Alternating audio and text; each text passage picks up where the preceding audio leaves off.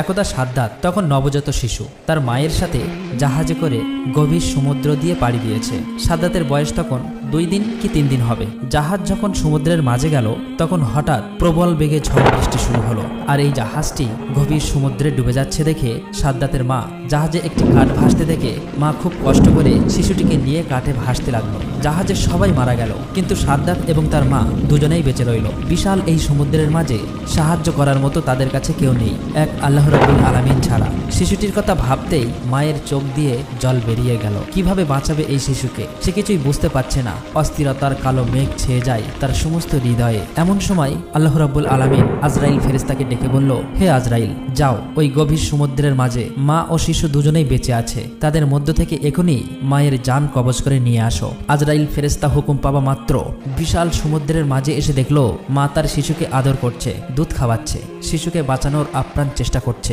এটা দেখে আজরাইল ফেরেশতার একটু দুঃখ হলো। সে মনে মনে বলল, হে আল্লাহ, এখনই তো মায়ের জান কবজ করব, কিন্তু এই শিশুটির কি হবে? তারপর এক বুক ব্যথা নিয়ে মায়ের জান কবজ করে আজরাইল ফেরেশতা চলে এলো। আল্লাহ তাআলার আদেশে সমুদ্র শান্ত হয়ে গেল।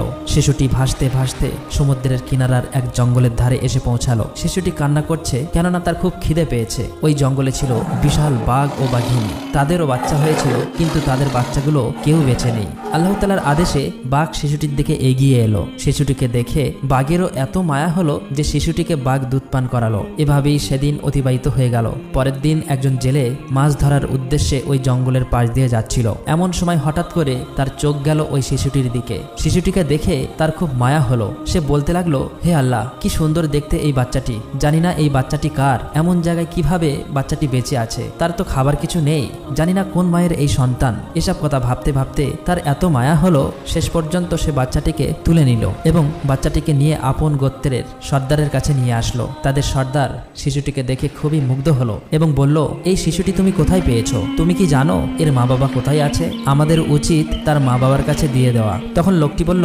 সর্দারজি, আমি জঙ্গলের পাশ দিয়ে যাবার সময় দেখলাম জঙ্গলের মধ্যে একটি গাছের নিচে বাচ্চাটি ক্রন্দনরত অবস্থায় আছে।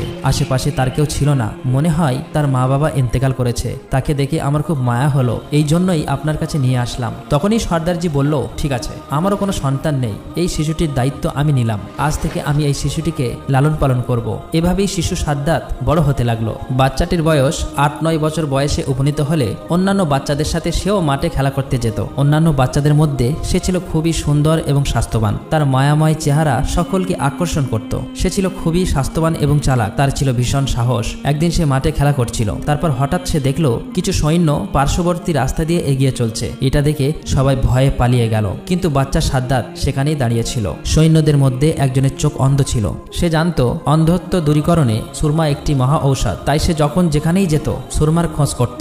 রাস্তার পাশ দিয়ে যাবার সময় ওই অন্ধ সেনা একটি সুন্দর কৌটার অনুসন্ধান করলো। সেটি তুলে দেখলো এটি সুরমার কৌটো। এতে করে সে অনেক খুশি হলো। সৈন্যটি কৌটো খুলে তার চোখে সুরমা লাগাতে যাবে, এমন সময় আরেকজন সৈন্য বলল, আপনি চোখে লাগানোর আগে সুরমাটি পরীক্ষা করুন, এই সুরমার মধ্যে ক্ষতিকর কিছু তো থাকতে পারে। তখন সে বলল, কিভাবে পরীক্ষা করব? এবার অন্য একজন সৈন্য বলল, ওই দেখুন, ওই যে বাচ্চাটি দাঁড়িয়ে রয়েছে, ওকে দিয়ে পরীক্ষা করুন। এবার ওই সৈন্যটি তাকে বলল, তুমি এখানে দাঁড়িয়ে আছো কেন? এদিকে এসো। বাচ্চাটি তাদের ভয় না করে এগিয়ে এলো এবং বলল, আমাকে ডেকেছেন কেন? আমি তো কিছুই করিনি।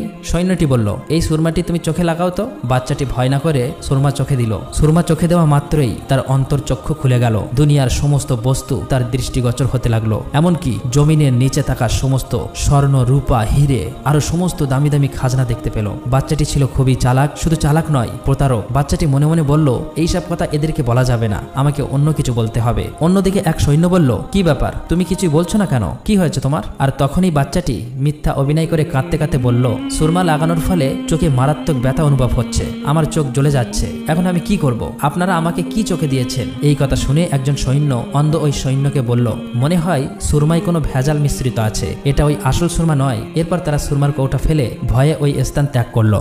বাচ্চাটি দ্রুত ওই সুরমার কৌটা নিয়ে বাড়িতে চলে এলো। বাড়িতে এসে তার বাবার নিকট বলল, বাবা, আমি এমন এক জিনিস পেয়েছি যেটা দিয়ে খুব তাড়াতাড়ি আমরা রাজা হয়ে যাব। তখন তার বাবা বলল, কি এমন পেয়েছো? তখন বাচ্চাটি বলল, বাবা, আমি এমন এক সুরমা পেয়েছি যেটা চোখে লাগালে জমিনের নিচে সমস্ত স্বর্ণ, রূপা, হিরে, মণিমুক্তা সবকিছু দেখতে পাই। তখন বাবা বলল, বড় আনন্দের কথা শোনালে বাবা, তোমার কোনো ভয় নেই, আমার অনেক লোকজন আছে, আরো আছে অসংখ্য ঘোড়া ও গাধা। তুমি চোখে সুরমা লাগিয়ে চলো, তুমি যেখানেই স্বর্ণ, রূপা, খাজানা দেখতে পাবে তখনই আমাদেরকে বলবে, আমরা উঠিয়ে নেব। এভাবেই 10 বছর পর বাচ্চাটি যখন পূর্ণ যুবকে পরিণত হলো, তখন হঠাৎ একদিন সর্দার মৃত্যুবরণ করলো। সর্দারের মৃত্যুর কিছুদিন পর একজন বলল, এখন আমাদের সর্দার কি হবে? অপরদিকে থাকা একজন ব্যক্তি বলল, যেহেতু আমাদের সর্দার তাকে লালন পালন করে বড় করে তুলেছে, তাই এই যুবককে সর্দার করা হোক। সবার অনুমতিতেই এই যুবককে সর্দার করা হলো। কিছুদিন পর যুবক সাদ্দাত অনেক অহংকারী হয়ে গেল, কারণ তার কাছে প্রচুর ধনসম্পদ ছিল। সে কারো পরোয়া করত না, এমনকি দেশের বাদশাকেও সে পরোয়া করত না। এভাবে কয়েক বছর পর তার প্রশিক্ষণপ্রাপ্ত সৈন্য দ্বারা দেশের বাদশাকে পরাজিত করে সে নিজেই দেশের বাদশার সিংহাসনে আরোহণ করল। এক রাষ্ট্রীয় ক্ষমতা নিজের হাতে তুলে নেয়। এক সময়ের অসহায় বাচ্চা আজ দেশের রাষ্ট্রপ্রধান। একদিন বাদশা সাদ্দাত তার রাজদরবারে উজির নাজির, মন্ত্রী এবং সমস্ত কর্মচারীকে ডেকে বলল, আমার ধন ও দৌলত, সোনা রূপ হিরে, ঘোড়া, হাতি, গাধা সহ কোনো জিনিসের অভাব নেই। আমার যেরকম সুন্দর চেহারা, ধনসম্পদ আছে, তাতে কি আমি খোদা হবার উপযুক্ত নয়? তখন সেখানে উপস্থিত থাকা মন্ত্রী, উজির, নাজির সকলেই একসাথে বলল, নিশ্চয়ই, এত যার ধন দৌলত, দালান কোটা, হাতি ঘোড়া সবই তো আছে। তুমি যদি খোদা না হও, তাহলে এই দুনিয়ায় খোদার উপযুক্ত আর কে? এত সুন্দর ভরা মণিমুক্ত হিরে জহরত, এত কর্মচারী, এত লোক সবই তো আছে, তাহলে তুমি খোদার উপযুক্ত। তখন বাচ্চা সাদ্দাতের আরো অহংকার বেড়ে গেল। সে তখন বলল, কাল থেকে এই দেশে কোনো মানুষই যেন গাছ পূজা বা পাথর মূর্তি পূজা না করে, সবাই যেন বাচ্চা সাদ্দাতকে পুজো করে। আসলেই বাচ্চা সাদ্দাতের উপর কথা বলার মতো সাহস কারো ছিল না। বাদশা সাদ্দাতের হুকুম মতো পরের দিন থেকে তার সৈন্যবাহিনী দেশের বিভিন্ন প্রান্তে বেরিয়ে পড়ল। একটি স্থানে গিয়ে তারা ঘোষণা করল, আজ থেকে এই দেশে কেউ মূর্তি পূজা করবে না, তার বদলে বাদশা সাদ্দাতকে পূজা করবে। যদি এই হুকুম কেউ অমান্য করে, তাহলে তাকে মৃত্যুদণ্ড দেওয়া হবে। এই কথা বলার পর তার সৈন্যবাহিনী সেখান থেকে চলে গেল। এদিকে হযরত হুদ আলাইহিসসালাম মূর্তি পূজা ছেড়ে সকলকে আল্লাহর রাস্তায় আসার জন্য আহ্বান করছে, আল্লাহর দ্বীন প্রচার করছে। কিন্তু বাদশা সাদ্দাতের সৈন্যদের মুখে এমন কথা শোনার কিছুদিন পর হযরত হুদ আলাইহিসসালাম বাদশা সাদ্দাতের দরবারে এসে হাজির হলেন। হযরত হুদ আলাইহিসসালাম বললেন, হে বাদশা সাদ্দাত, তুমি নাকি নিজেকে পূজা করতে বলেছো? তুমি নাকি খোদা এই দাবি করছো? তোমার এত সাহস কে দিয়েছে? এখনো সময় আছে, এক আল্লাহর প্রতি ঈমান আনো। হযরত হুদ আলাইহিসসালামের সাহস দেখে রাজ দরবারের সবাই অবাক। যার ভয়ে দেশের সমস্ত মানুষ, উজির, নাজির, মন্ত্রী, এমনকি নিজের বেগমও কথা বলতে পারে না, সেখানে একজন দরবেশ কিনা তাকে উপদেশ দিচ্ছে। কে এই ব্যক্তি? তারা কেউ বুঝতে পারছে না। পাশে থাকা তার মন্ত্রী বলল, হুজুর, কে এই ব্যক্তি যে আপনার উপর কথা বলে? তার সাহস তো কম নয়। তখন বাদশা সাদ্দাত প্রচন্ড রেগে গেল। উচ্চস্বরে গর্জন করে বলে উঠল, তোমার আল্লাহকে মানতে যাব কিসের জন্য? আমি নিজেই খোদা। তখন হযরত হুদ আলাইহিসসালাম বললেন, আল্লাহ পরম করুণাময়, তিনি আপনাকে দুনিয়ায় সুখে রাখবেন এবং মৃত্যুর পর তোমাকে বেহেশতে থাকতে দেবে। এই কথা শুনে বাদশা সাদ্দাত বলল, তোমার আল্লাহ কি আমার চেয়েও সুখী? হযরত হুদ আলাইহিসসালাম বললেন, নিশ্চয়ই, আল্লাহ তাআলা নেক বান্দাদের জন্য বেহেশতে তৈরি করেছেন। দুনিয়া ছেড়ে চলে যাবার পর পরকালে বেহেশতে রয়েছে। বেহেশতে রয়েছে অতুলনীয় শোভা, অফুরন্ত সুখ। সেখানে কোনো কিছুর অভাব নেই। সেখানে থাকবে হুর, কত খাবার যা দুনিয়ার সমস্ত খাবারের স্বাদের থেকে আলাদা। থাকবে মধু, দুধের নহর। এই কথা শুনে বাদশা সাদ্দাত হা হা করে হেসে উঠল এবং বলল, রেখে দাও তোমার আল্লাহর বেহেশতের কাহিনী। এমন আজগবি গল্প কতই না শুনেছি। হযরত হুদ আলাইহিসসালাম বললেন, এগুলো কোনো মিথ্যা গল্প নয়, এগুলো সত্যি। আল্লাহ তাআলার এমন অপরূপ বেহেশত তোমার কি পছন্দ হয় না? তখন সাদ্দাত অহংকার করে বলে উঠল, আমি তোমার আল্লাহর কাছে মাথা নত করব কেন? আমি কি তোমার আল্লাহর মতো বেহেশতে তৈরি করতে পারি না? আমার তো কোনো কিছুর অভাব নেই। তখন হযরত হুদ আলাইহিসসালাম বললেন, বাদশা সাদ্দাত, তোমার মাথা খারাপ হয়ে গেছে, না হলে এমন কথা বলতে না। আল্লাহ যা করতে পারে তা পৃথিবীর কোনো মানুষ কখনোই করতে পারবে না। সাদ্দাত তখন অহংকার করে হেসে বলল, মূর্খরা এমন কথা বলে, আমি নিশ্চয়ই পারবো। আমার টাকা পয়সা, কর্মচারী, কোনো কিছুর অভাব নেই। আমি তোমার আল্লাহর মতো একটি বেহেশতে বানিয়ে দেখিয়ে দেব। সাদ্দাতের কথা শুনে হযরত হুদ আলাইহিসসালাম প্রচন্ড রেগে গিয়ে বলল, মূর্খ বাদশা, এত বড় স্পর্ধা তোমার, এত অহংকার কিছুতেই আল্লাহ তাআলা সহ্য করবে না। বাদশা তখন প্রচন্ড রেগে গিয়ে হযরত হুদ আলাইহিসসালামকে সেখান থেকে তাড়িয়ে দিলেন। কিছুদিন পর বাদশা সাদ্দাত তার সমস্ত উজির, নাজির, মন্ত্রী এবং কর্মচারীকে ডেকে বললেন, আমি দুনিয়াতে বেহেশতে তৈরি করার সংকল্প করেছি, সুতরাং তোমরা উপযুক্ত জায়গা সন্ধান করো। হুকুম মাত্রই সারা দেশ সৈন্যবাহিনী জায়গার অনুসন্ধান করতে লাগলো। অনেক অনুসন্ধান করার পর একটি জায়গা সবার পছন্দ হলো। এই খবর জানানোর জন্য তারা সবাই তাড়াতাড়ি রাজ দরবারে আসলো। সাদ্দাতের প্রধান উপদেষ্টা তাকে বলল, হুজুর, বেহেশত বানানোর জন্য সবচেয়ে সুন্দর এবং উপযুক্ত স্থান পেয়েছি। বাদশা সাদ্দাত বলল, কোন স্থান? সেই স্থানের বিবরণ দাও। তখন প্রধান উপদেষ্টা বলল, স্থানটি লম্বায় 8000 মাইল এবং চওড়া 5000 মাইল। এই কথা শুনে বাদশা সাদ্দাত অনেক খুশি হলো। সাথে সাথে বাদশা সাদ্দাত ঘোষণা করলো, এই দেশে কারো বাড়ি কেউ স্বর্ণ রূপা রাখতে পারবে না, সবাইকে রাজ দরবারে জমা দিয়ে যেতে হবে। হুকুম মতো পরের দিন থেকে সাদ্দাতের সৈন্যবাহিনী দেশের বিভিন্ন প্রান্তে প্রতিটি বাড়িতে অনুসন্ধান করতে লাগলো, যার বাড়িতে বাড়িতে সোনা রূপা হিরে পাওয়া যেত সেটিকে তারা নিয়ে চলে আসতো। এইভাবে বাদশাহ সাদ্দাতের সৈন্যবাহিনী সাধারণ মানুষের উপর অত্যাচার করত। দেশে ক্রমশ অন্যায় অত্যাচার বেড়ে গেল। বাদশাহ সাদ্দাত তার মন্ত্রীকে জিজ্ঞেস করল, মন্ত্রী, বেহেশত তৈরির কাজ কত দূরে এগোলো? মন্ত্রী বলল, হুজুর, দুনিয়ার বিভিন্ন প্রান্তে যেখানে যত মূল্যবান জিনিস ছিল, স্বর্ণ, হিরে, মানিক, মুক্ত, জহরত, ইয়াকুত ও মার্বেল জোগাড় করা হলো। এমনিভাবে পৃথিবীর বিভিন্ন প্রান্ত থেকে লক্ষ লক্ষ সুদক্ষ কারিগর ও মজুরি বেহেশত তৈরির জন্য আসতে শুরু করলো। বাদশাহ সাদ্দাত তাদেরকে বলল, তোমরা বেহেশতের মধ্যে এমন অসংখ্য বালাখানা তৈরি করবে যার একটি ইট হবে স্বর্ণের এবং অপরটি হবে রূপার। মনে রাখবে, তোমরা যেদিন এই কাজ সফল করে আমাদের সংবাদ দেবে সেদিনই আমার চিরকাঙ্ক্ষিত বেহেশতে বসবাসের জন্য যাব। দিন রাত পরিশ্রম করে 300 বছর ধরে বেহেশত তৈরি করা হলো। অনেক ঐতিহাসিকদের মতে সেটি বিচিত্র কারুকার্যময় ও অপূর্ব সুন্দর হয়েছিল। যেদিকে নজর দেওয়া যায় সেদিকেই অপরূপ। চারিদিকে কারিগরদের শ্বেত পাথরের অপূর্ব কার্য। রংমহলের চারিধারে হাজার হাজার ঝাড়ু লণ্ঠন ঝুলছে, কিন্তু আলোর দরকার হয় না। অন্ধকার রাতে সেই ঘরগুলো চাঁদের আলোর মতো স্নিগ্ধ উজ্জ্বল, মণিমুক্ত খচিত।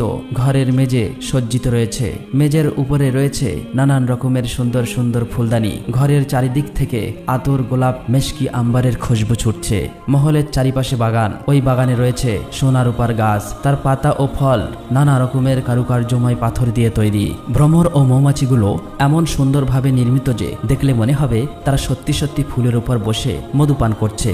সেসব ফুল থেকেও খুশবু বার হচ্ছে, আর ওইসব গাছের নিচ দিয়ে কুলকুল শব্দে বয়ে চলেছে গোলাপ পানির নহর। তার পানি এত স্বচ্ছ যে মনে হচ্ছে যেন মুক্তার ধারা বয়ে চলেছে। ধারে ধারে হিরে মণি মুক্তার ঘাট। এখানে তৈরি শত শত সুন্দরী রমণী আছে। তারপরে আনন্দের জন্য নাচঘর, সেখানে সারা পৃথিবী থেকে বেঁচে বেঁচে সুন্দরী রমণীদের আনা হলো।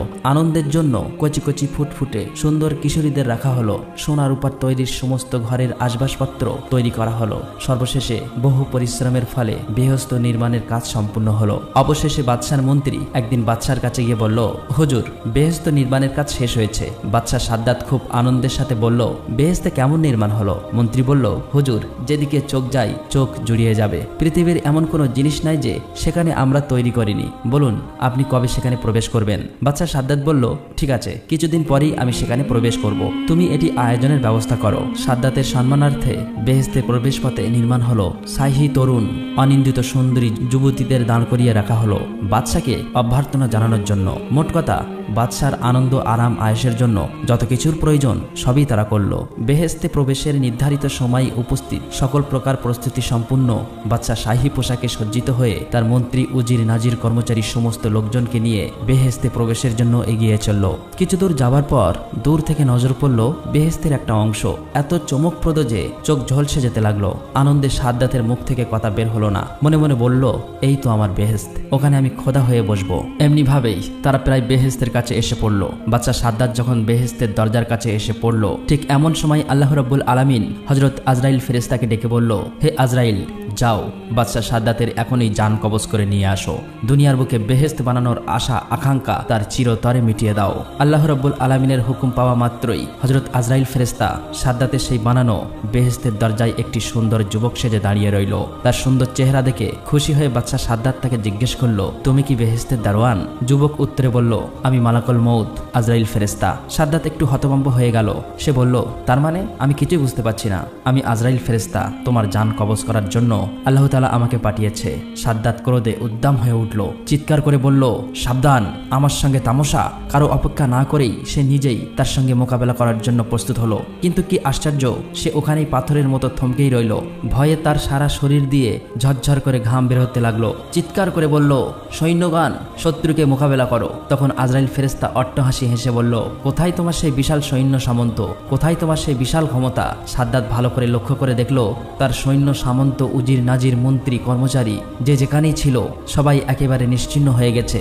সাদ্দাত এবারে ঠকঠক করে কাঁপতে লাগলো। তারপর নত হয়ে ভীত কণ্ঠে বলল, সত্যি কি তুমি আজরাইল? হযরত আজরাইল ফেরেশতা বলল, হ্যাঁ, সত্যিই আমি আজরাইল, কিন্তু দেরি করার আমার আর সময় নেই। আল্লাহর হুকুম পালন করতেই হবে। এখনই তোমার জান কবজ করে নেব।